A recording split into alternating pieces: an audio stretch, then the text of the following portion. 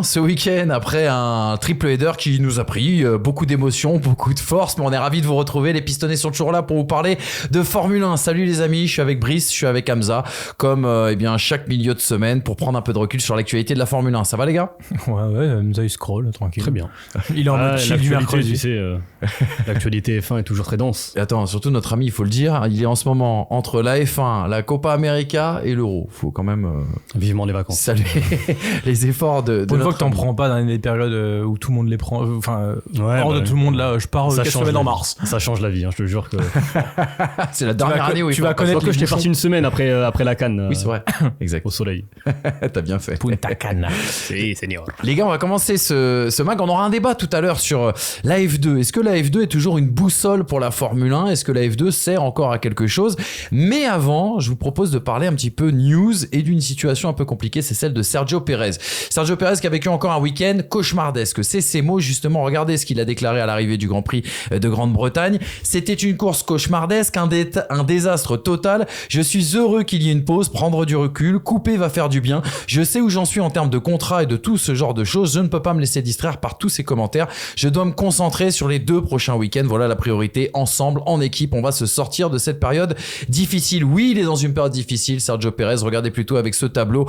Le garçon prolongé il y a un mois est désormais menacé. Prolongation 2 ans, je vous le rappelle, il y a un mois tout rond, c'était bien sûr chez Red Bull.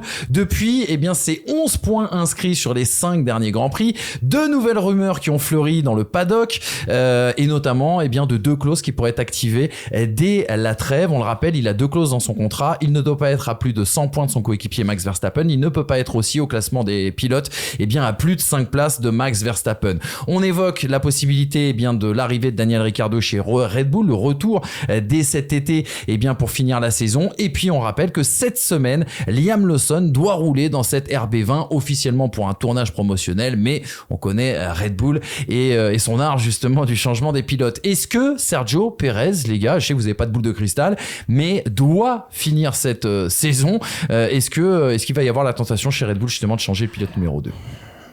Est-ce qu'il doit finir cette saison sportivement? Pour moi, ça fait longtemps qu'il doit pas finir son contrat de base.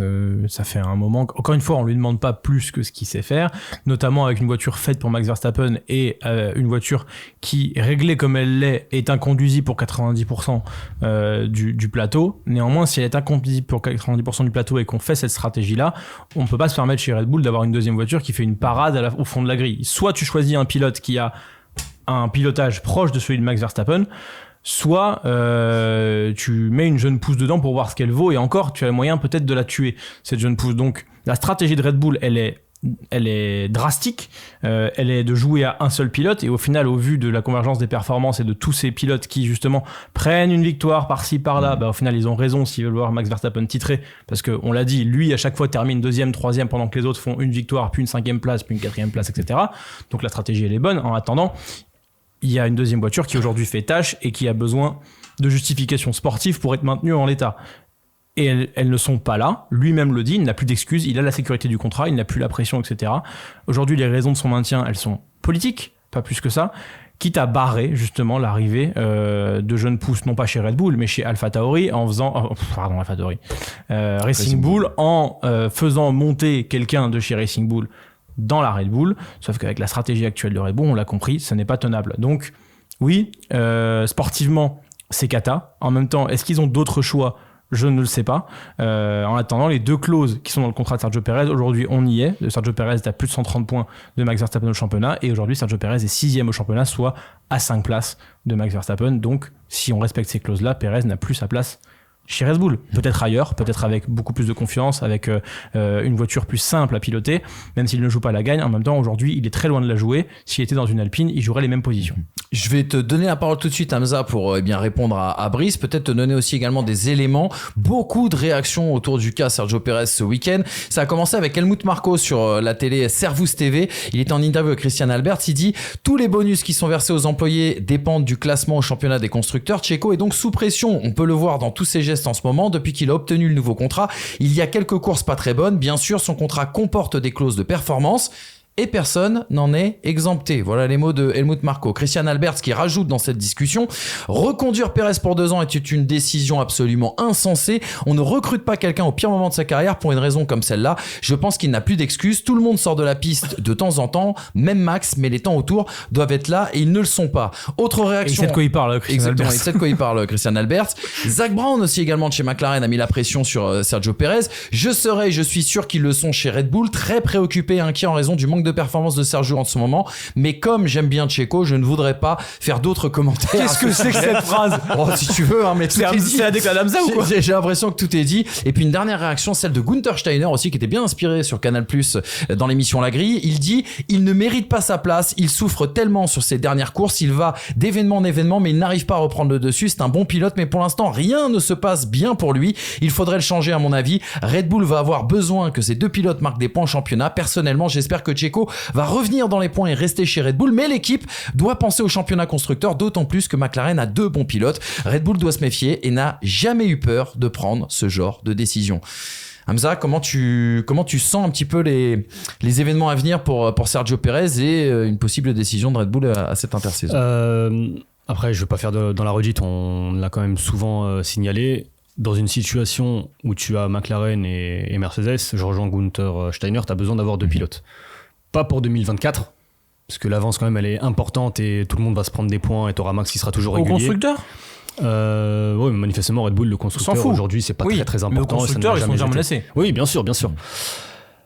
Maintenant, pour la suite, ça va devenir problématique. Je rappelle que Pérez a été prolongé de 2 ans, ce qui pour moi était dans un premier temps la surprise, mais ensuite c'est un choix que je comprends dans le sens où c'est soit 0, soit 2, parce que tu arrives en 2026 avec une nouvelle ère et autant prendre 2025-2026 le même pilote pour avoir justement... Bon, ça, je l'entends. Si tu veux changer de pilote, ça me semble compliqué de le propulser en 2026. Donc, oui, Pérez aujourd'hui me semble menacé, c'est évident, les performances ne sont plus au rendez-vous. Maintenant, qui pour le remplacer? On en revient à ce qu'on disait il y a plusieurs mois, ou plusieurs semaines, ou plusieurs années peut-être. Moi je veux bien, mais si c'est pour mettre Daniel Ricciardo, parce que là les rumeurs parlent de Ricciardo, bon. Mais justement, est-ce que Ricciardo mérite vraiment plus que Pérez? Alors t'as raison. Pour aujourd'hui, Ricciardo mérite pas plus que Pérez, mais quelque part, est-ce que Ricciardo n'a pas certains avantages? Vous avez beaucoup évoqué justement la question du développement qui va dans le sens de Max Verstappen. Est-ce que prendre un pilote qui a justement un style de pilotage proche de celui de Max Verstappen ne pourrait pas régler quelques solutions pour Red Bull? Et puis il a ce profil parfait du fusible, Daniel Ricciardo. C'est-à-dire que quelque part tu peux prendre l'option de le mettre dans la voiture. S'il performe pas, c'est pas grave, fin d'aventure, tu te jettes à la fin de l'année. Et en plus de ça, t'as quand même un Isaac Hadjar qui pousse au portillon. Tu as un Liam Lawson aussi également qui a montré qu'il était prêt à monter dans une Formule 1. Est-ce que Daniel Ricciardo représenterait pas une option aujourd'hui, même d'un point de vue marketing? Parce que c'est important. En fait, ce que tu reproches à Red Bull par rapport à Pérez, c'est exactement la même chose en fait pour Daniel Ricciardo. Aujourd'hui, s'il est en Formule 1, c'est plutôt du marketing. Ses performances aujourd'hui, alors ça fait 2 courses qu'il est mieux, mais l'option naturelle serait de promouvoir Yuki Tsunoda, sauf que Tsunoda n'est pas considéré par Red Bull. Donc à partir du moment pas considéré comme un pilote Red Bull en fait. Oui, ben voilà, mais c'est un pilote Honda. Voilà. C'est ça. Donc à partir du moment où Tsunoda est disqualifié pour la course au 2e baquet Red Bull, que tu mettes Pérez, Ricciardo, ça reste ce sont 2 pilotes d'expérience, ce sont 2 pilotes qui sont décevants. Le plan en fait de base était plutôt malin, faire revenir Ricciardo et lui promettre Red Bull si lui est performant. Pérez en plus aujourd'hui ne l'est plus, donc l'échange semble plutôt simple, sauf que Ricciardo aujourd'hui n'est pas performant. Donc que Pérez ne mérite plus le baquet aujourd'hui d'un top team tel que Red Bull, je l'entends totalement. Mais si c'est pour mettre Ricciardo... Ah mais on sait bien que le changement va pas être fou en attendant. La position actuelle de Sergio Pérez, elle est pas tenable. Tu peux pas terminer 17ème avec la Red Bull, c'est pas possible. Oui, enfin là on parle d'une circonstance bien particulière où 100% Pérez est responsable à 100% de ce qui s'est passé en qualification, parce qu'en plus il se sort tout seul en tour de sortie des stands, pas en tour rapide. Par contre, il a été tué comme Leclerc par la stratégie, entré au 20e tour. Mais d'accord, mais je veux bien. Albert a raison, il y a pas les temps jamais. Il n'y a pas les positions en piste jamais, il n'y a pas les remontées qu'il y avait l'année dernière, et encore, heureusement qu'il remontait avec une Red Bull. Il y a rien pour lui là. C'est ce qu'on dit depuis plusieurs semaines, c'est pas la Red Bull la plus dominante comme on a pu voir. Non mais là il n'y a plus rien. Non mais on est d'accord, mais c'est une spirale négative, on est totalement d'accord, c'est une spirale totalement négative, les performances vraiment, les résultats bruts sont catastrophiques, on va être clair. Maintenant, Et puis que tu vires Pérez, tu mets Ricciardo, ou tu gardes Pérez, ou... quoi qu'il arrive, 2025, il faut trouver une solution. Mais c'est bien ce qu'on dit de aujourd'hui. Un pilote expérimenté qui n'a plus rien à perdre et qui est là depuis longtemps au vu de, si tu regardes maintenant Alonso Hamilton à 40 piges tu peux rouler, il n'y a pas de problème, qui du coup est connu de tous, dont on connaît le tempérament au niveau politique, qui peut amener des sponsors parce qu'il a du relationnel. Au final, aujourd'hui, est-ce que c'est pas plus important qu'un talent pur? J'en veux pour preuve. Pour Red Bull, manifestement. Pour Red Bull, mais pour d'autres aussi. Pour Aston Martin, il a été plus sage de prendre Fernando Alonso à côté de Lance Stroll plutôt que par exemple, d'avoir une académie qui fait monter Drugovic. Tu vois, Ils n'ont pas l'académie. Drugovic, il a été signé après son titre. Oui, mais au final, quand je dis l'académie, c'est genre en fait tu signes Drugovic, mais au final tu lui fais confiance pourquoi? Pour faire du simulateur. C'est tout. Théo Pourchère, tu l'as signé chez Sauber pour au final faire du simulateur. Et justement, avec le vieillissement de la grille aujourd'hui, parce que c'est un fait, il y a un vieillissement de la grille, notamment sur les pics de vieillesse, entre guillemets, on va dire d'expérience pour être poli. Sur ces pics-là, tu as tous ces pilotes qui passent les 300 Grands Prix, alors qu'avant c'était le record absolu de Barrichello et ça ne devait pas bouger. Pas 13, ouais. Maintenant ça ne fait que bouger. Tu as justement ce bouchon à l'entrée, ce couloir d'étranglement à l'entrée qui fait que avec la règle de la Formule 2 qui te dit que tu ne peux pas piloter quand tu as gagné la Formule 2, aujourd'hui, gagner la Formule 2 peut signer ton arrêt de mort dans ta carrière sport automobile, à minima en monoplace, parce que du coup, derrière, on ne te voit plus, parce que l'oligarchie des 10 écuries et des 20 pilotes en Formule 1 est en train de se fermer autour du marketing, du commercial. Du talent aussi, quand même. On va revenir parce que ça te... Ricardo et Perez... Pour clore le sujet Red Bull, ils l'ont prouvé avec Gasly et Albon. J'ai l'impression que tu es en train de me dire qu'il faut mettre un jeune à côté de Verstappen. Non, je suis en train de te dire qu'il faut faire de la place chez Racing Bull. Ah oui, non, mais ça, c'est un autre débat. Mais non, c'est sous-jacent. La question, c'est qui tu mets à côté de Verstappen. Elle est là, la question. Parce que Perez, si tu l'enlèves, il faut mettre quelqu'un. Pour moi, là, à l'heure actuelle, c'est un choix par défaut, mais je mets Ricardo. D'accord, et en 2025 parce que j'ai des... Mais ça, on verra.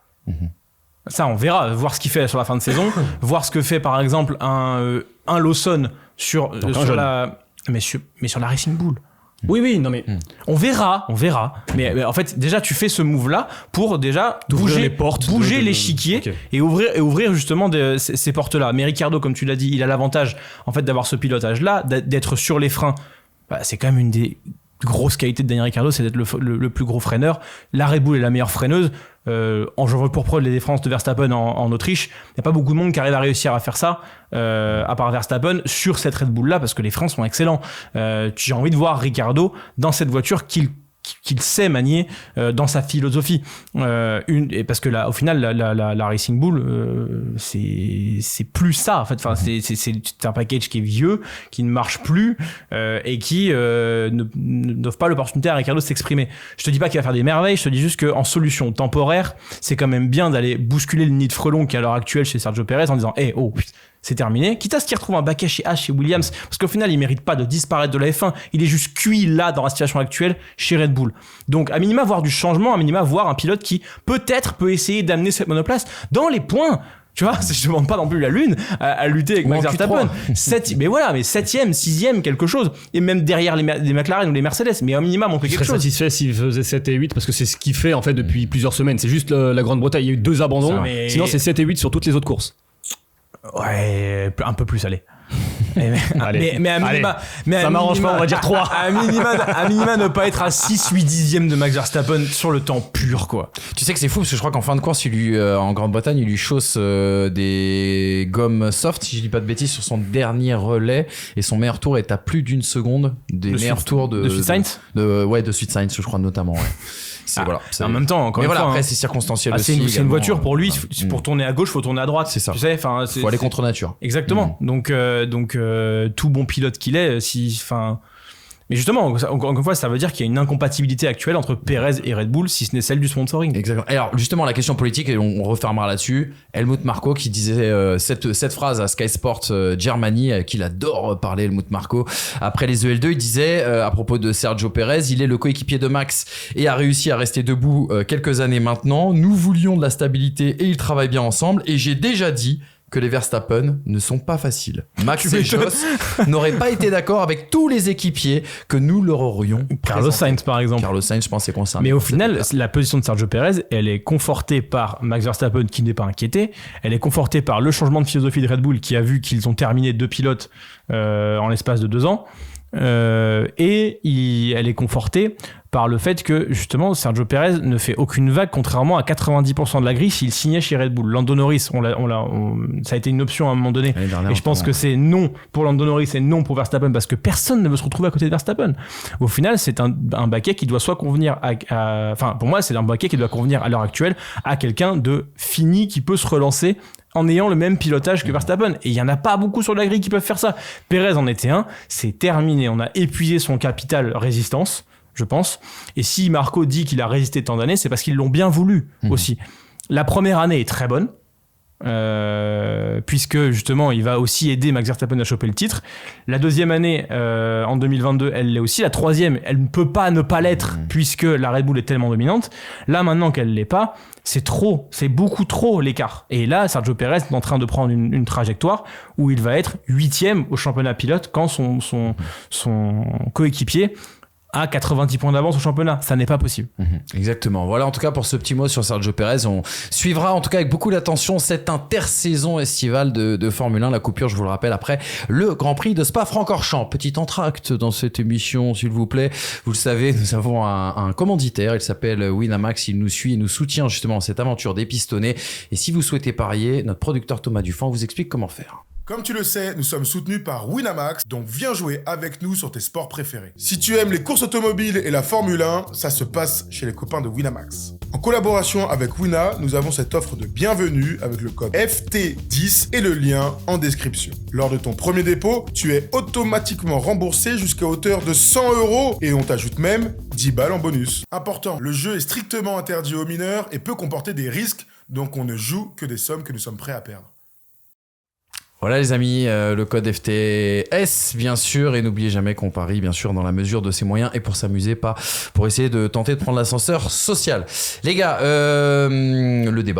le débat tout de suite, et on va parler de F2. Est-ce que la F2 sert encore de boussole justement à la Formule 1 ?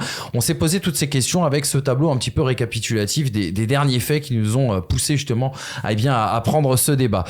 Déjà, on se rappelle que dans l'excellente interview Hamza que tu avais fait avec Isaac Adjar, Isaac nous avait parlé d'un monde d'écart entre la monoplace F2 et la monoplace F1. On rappellera aussi que les 2 derniers champions de F2 n'ont pas été promus en Formule 1. On parle bien sûr de Felipe Drugovich et de Théo Pourchaire. Et puis, ce calendrier dont, les gars, vous vous plaignez depuis de nombreuses années, un calendrier décalé par rapport à la silly season, un calendrier décalé par rapport aux prises de décision dans la nomination des pilotes en Formule 1. On rappellera aussi également les derniers faits. Oliver Biermann, qui est actuellement 13e du championnat de F2, qui vient d'être officialisé chez Haas pour un contrat pluriannuel. Jake Doohan, qui semble être préféré, en tout cas, à Victor Martins dans la shortlist des pilotes capables de faire équipe avec Pierre Gasly l'année prochaine, alors que Jake Doohan n'a pas montré grand chose en F2. La frénésie autour bien sûr d'Andrea Kimi Antonelli, et puis aussi également un dernier enseignement ou une dernière remarque, Isaac Adjar a pris le lead du championnat de F2 à mi-saison, et pour le moment il n'est pas assuré d'avoir une place en 2025. Est-ce que la F2, cette question est un brin provoque les gars, parce qu'on la suit, on adore cette compétition, en plus on a des Français qui performent depuis maintenant quelques années. Est-ce que la F2 sert encore de boussole à la F1 ? La F2, de par son nom, est une formule de promotion. Ça veut tout dire, c'est que tu es là pour te montrer et être normalement promu pilote professionnel en F1 ou non, mais à minima en fait c'est une formule qui doit t'amener vers le fait d'être pilote professionnel en Formule 1 ou ailleurs, même si on est dans la monoplace, normalement quand en F2 on vise 90% du temps on vise le fait d'aller en Formule 1 derrière. Ça, c'est le but originel. Et puis, la Formule 1 est devenue, au fur et à mesure, une histoire de gros sous, une histoire de politique, et une histoire également, un peu comme le football d'ailleurs, de formation. On veut sa pépite, on veut le storytelling, on veut l'histoire qui nous appartient. Red Bull l'a fait avec Verstappen, même si Verstappen, à la base, c'est pas un enfant Red Bull, ça a été très tard un enfant Red Bull. Mais Red Bull l'a surtout fait avec Vettel. Mercedes veut le faire avec Antonelli, mais Mercedes est en train de faire avec Russell. McLaren a commencé à le faire avec Hamilton à l'époque, et ils veulent faire la même chose avec Norris. Et la résultante de tout ça, c'est qu'avant même l'accessit... Et Leclerc et Ferrari, excuse-moi. Bien sûr. Et Alpine avec Piastri. Elle est belle. Et avant même au final l'accessit en F2, on a l'impression que l'histoire est écrite. Peu importe les résultats qu'on va voir en F2. Oliver Behrman fait une très bonne première saison l'année dernière. Cette année, il est plus loin au classement F2 qu'au classement F1 en termes de positionnement. Ouais. Je crois que c'est 12 contre 14. Il fait une très bonne course à Jeddah, attention, on va le rappeler quand même. Et pour autant, la course de Jeddah, à mon avis, c'est une des seules choses qui a compté dans le fait de mettre Behrman chez Haas. Ouais, bien sûr. Wang Yuuzhou, pilote de l'Académie Alpine, 4e au championnat F2 quand il y est encore. Ne montre pas des choses. Il est vice-champion, non, l'année d'avant, je crois. Il fait une bonne année précédente. Au moment où il monte, Alpine n'a pas de place, Alpine se met d'accord avec Sauber, pouf, il part chez Sauber, ça arrange bien Alfa Romeo pour vendre des Stelvio en Chine, pouf, Wang Yuuzhou monte en Formule 1. Oscar Piastri a dû attendre 1 an, C'est vrai. et un lobbying politique de Mark Webber pour aller se repositionner. Sinon, si Alonso re-signe chez Alpine, Piastri, on n'entend peut-être plus parler. On ne sait pas. Il a fallu une proactivité de Mark Webber là-dessus. Ce qui veut dire que si tu n'es pas entouré par quelqu'un qui politiquement est actif dans le paddock, Jack Doohan avec Flavio Briatore par exemple, qui Jack Doohan non plus n'a pas montré des merveilles, si tu n'es pas avec un gros sponsor derrière toi, ou en tout cas un marché potentiellement à ouvrir sous ton nom, aujourd'hui, ta place en Formule 1, peu importe ton talent, tu peux lui faire une croix dessus. Et ça, pour moi, c'est problématique parce qu'encore une fois, je vous rappelle le terme de base, c'est une formule de promotion. Là, maintenant, j'ai l'impression que c'est une formule de coupe de champagne. Pour ceux qui ont dit, mise sur ce gamin, tu vas voir, il est bien. Le gamin, il roule. On le regarde. Ah ouais, il est bien. On s'en fout à la rigueur de ce qui se passe ou quoi, machin. Et derrière, on se dit, bah, on va le mettre dans 2 ans. On l'a vu en F3, on l'a vu en Formule Renault, on le mettra dans 2 ans. Laisse-lui faire ses armes. Ils se font leurs armes, mais au final, le résultat n'importe plus. Et Paul Aron, aujourd'hui... Pas Paul Aron, hein. Paul Aron, il est pas non plus extraordinaire, mais il est très régulier. On n'en parle nulle part. Isaac Hadjar, qui est un enfant Red Bull, donc en plus d'académie, tu vois, il est suivi aujourd'hui par ces histoires politiques. Ricciardo et Pérez n'a pas du tout l'assurance d'un baquet, alors qu'en soi, si la logique sportive devait être respectée, Lawson et Hadjar devraient avoir un baquet chez Racing Bull, ou Tsunoda et Hadjar, au vu de ce qu'ils montrent.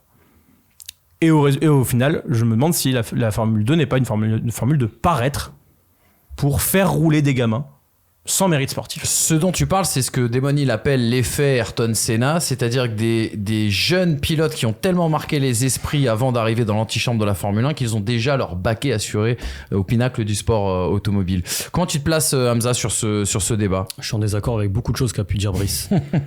C'est ça qui me regarde. Très bien. Déjà, on commence... Par contre, je te règle après, je te dis direct. Si on parle d'Oli Behrman, pour moi, on ne doit pas prendre en compte son classement de 2024.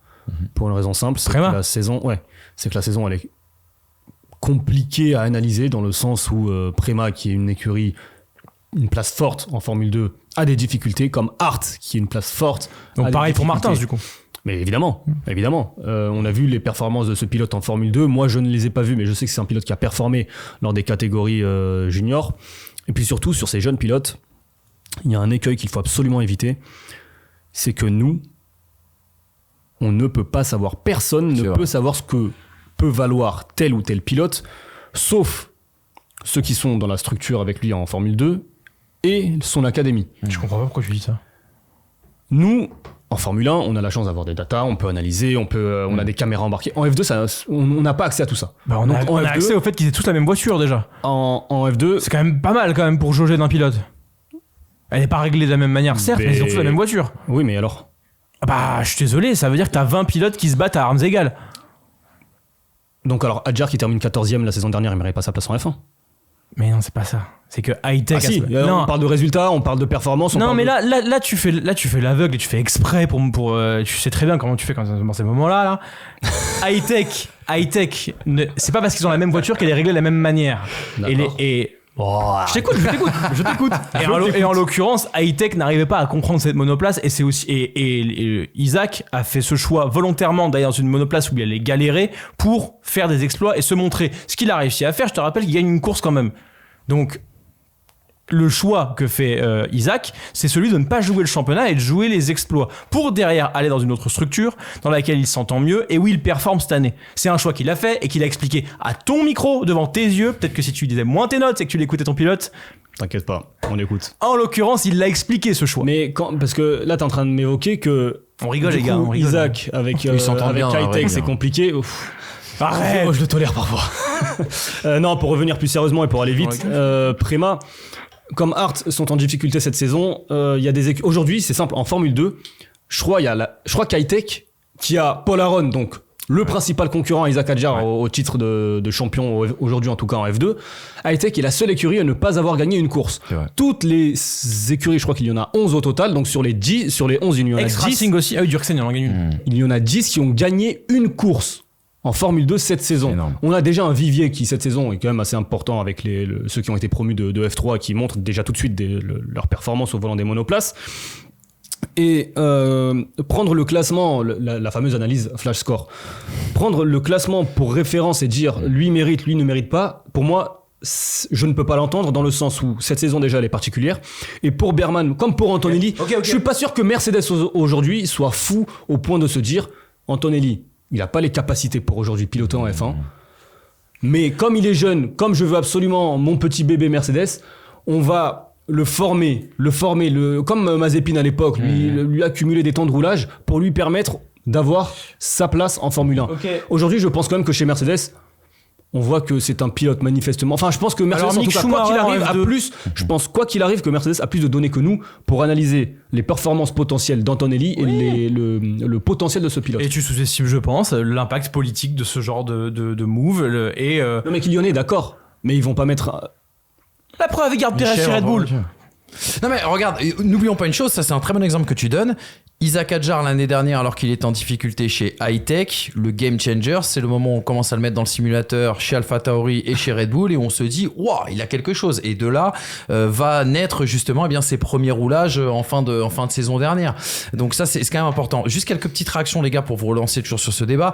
Bruno Michel, le PDG de la F2 et de la F3, s'est exprimé à un site qui s'appelle GP Blog. C'était au mois de mai dernier. Il dit tous les systèmes que nous avons mis en place en F2 sont exactement les mêmes qu'en F1, comme le DRS, comme le système de marketing, comme toutes ces choses que nous faisons qui préparent aussi les pilotes autant que possible à la Formule 1. Et si vous regardez par exemple le week-end qu'Oli Berman a fait à Jeddah, je pense que le point qu'il a inscrit a suffisamment bien prouvé qu'il avait été bien préparé. C'était très bon pour lui, bien sûr, mais aussi pour nous tous. Et il y a cette déclaration, on était passé à côté, Logan Sargent au mois de janvier dernier à motorsport.com qui dit « Mon passage en F2 m'a clairement aidé. À 100%, je pense que la F2 est une excellente discipline avec de bons pilotes, mais je pense que l'écart entre les voitures est probablement un peu trop grand par rapport à ce qu'il devrait être. Il y a tellement plus de détails en F1, il y a tellement plus de choses qui contribuent à la performance. En F2, il suffit de monter dans la voiture et de piloter, alors qu'en F1, beaucoup de choses doivent être réunies avant de pouvoir être rapides. Et c'est un truc qui manque à la F2, c'est sûr. Et puis oui, les F2, à mon avis, ne sont pas assez rapides. Est-ce qu'on fait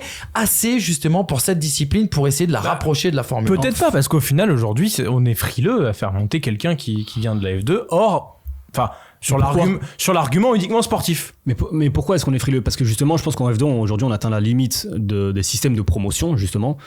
C'est que les académies qui permettent à ces pilotes d'être formés en tant que pilotes de course. Et qui les financent, donc c'est une bonne chose. Et qui mettent de l'argent. Ouais, bien sûr. On a vu, rappelez-vous de la polémique Piastri, Alpine, c'est Alpine qui a payé la formation, c'est McLaren qui en profite. T'inquiète, ils pourraient les rembourser. C'était vraiment une difficulté. Je prends l'exemple le plus générique parce que comme ça tout le monde le voit.